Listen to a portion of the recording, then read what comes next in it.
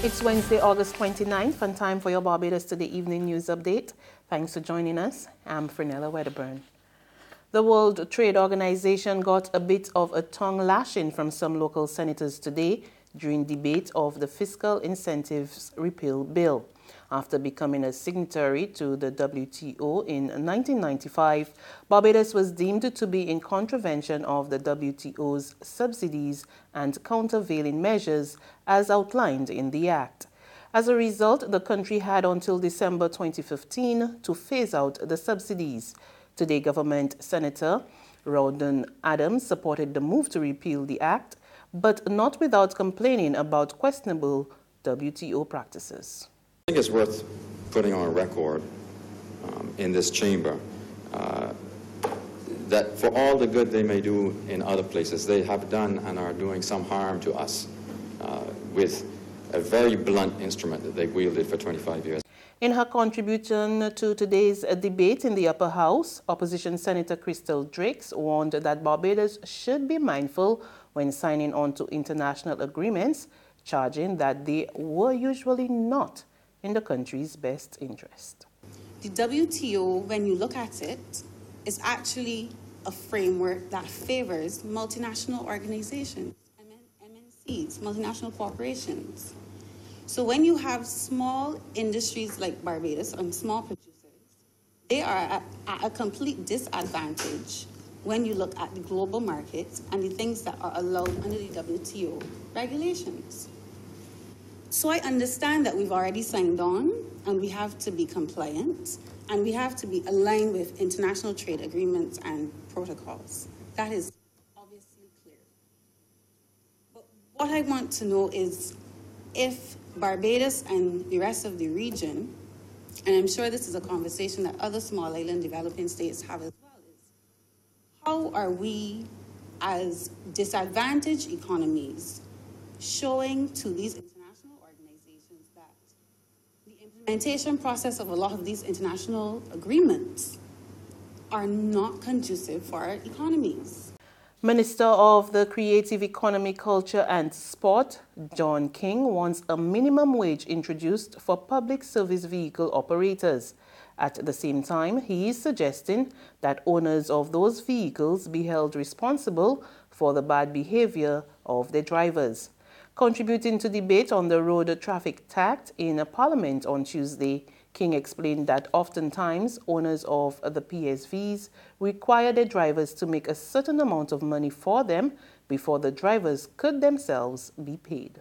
You cannot tell me, and I stand corrected on this, but from the limited knowledge that I have, if you're saying that people are going to work and they're being paid after having to provide a certain amount of money if they are not the owner of the vehicle, you are in part and parcel contributing to the recklessness that happens on the road.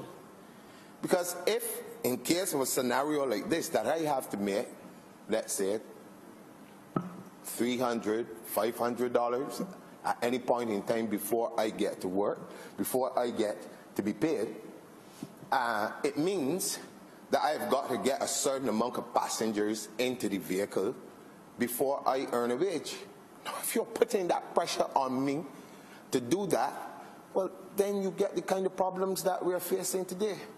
And someone has to be bold enough to say that there must be a minimum wage or something that you start off with, because we cannot continue like this.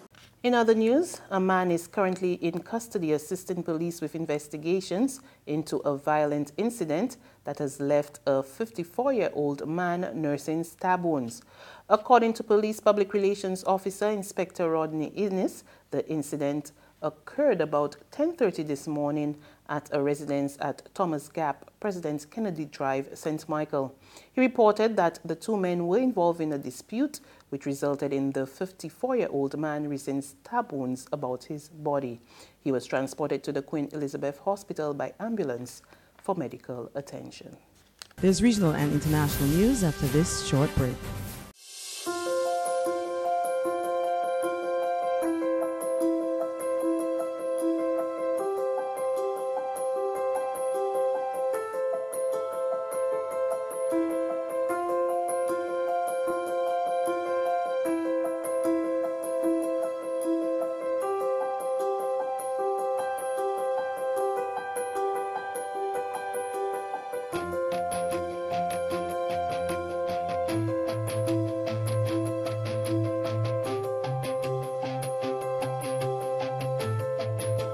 Barbados Today, news you can trust.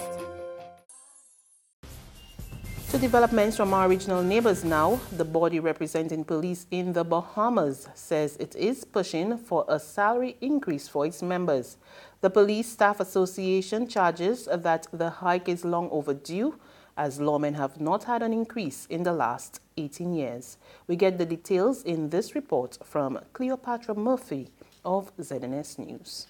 Executive Chairman of the Police Staff Association, Sonny Miller, says after 18 years with no salary increase, it is past time that officers who put their lives on the line to keep the public safe daily received a raise. Miller says he paid close attention to the budget debate, and officers recognize the economy is challenged, but they too have needs. We accept that fact. We want our economy to be in a far better position. We want our country to be better. But please consider us. It's time for us to get something. 18 plus years is too long for us to be without a salary increase. Miller says he is grateful that government settled final payments several months back to officers who were owed overtime accumulated for 12-hour shifts in 2013 and 2014 in response to rising crime.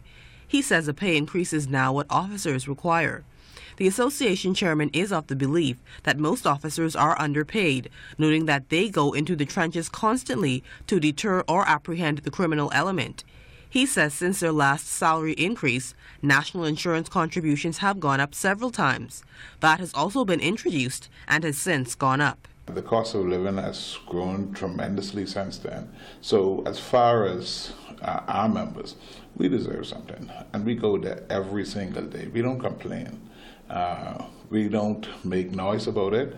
And finally, on the international scene, Brazil says it will deploy troops to its northern border to enforce law and order amid the ongoing crisis in Venezuela, which has resulted in thousands of nationals attempting to cross into neighboring countries and beyond.